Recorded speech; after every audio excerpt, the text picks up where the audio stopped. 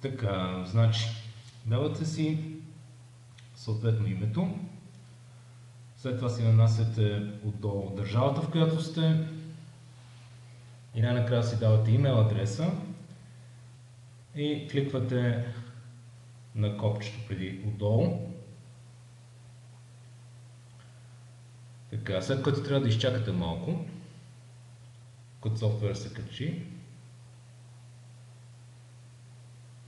Кликвате на зеленото да продължите.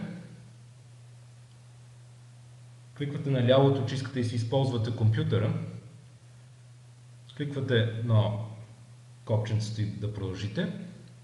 И попадате в вебинар. Съответно след малко трябва да се появи Данчо.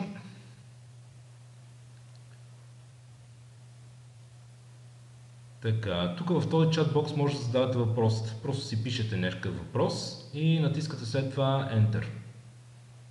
И въпросът се появява съответно. Ето го и Данчо.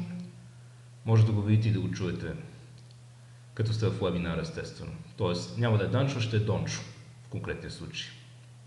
Ами, това е. Благодаря ви много за вниманието и приятно прекарване.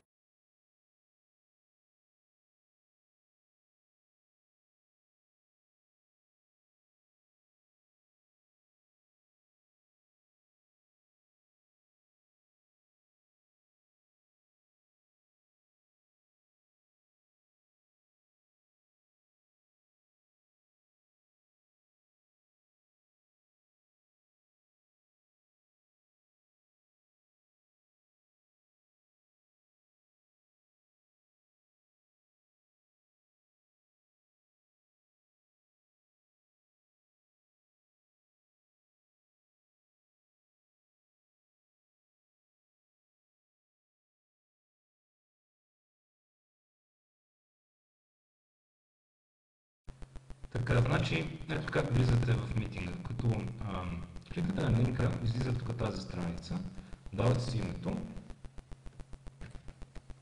Така. Давате си тук държавата, в която сте, и си давате тук един имейл адрес и след това кликвате тук на Join the Meeting.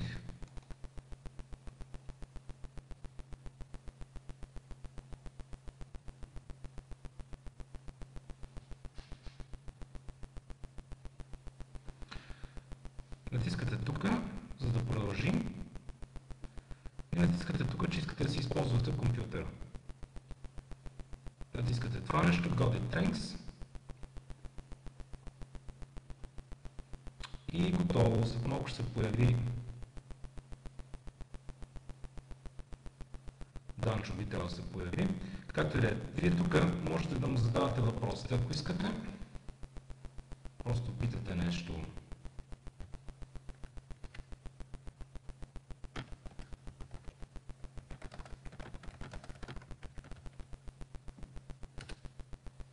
В момента правя записи. И може да го чуете, аз съм спрял сега, то не се чува, но вие ще го чуете. Това е, благодаря ви.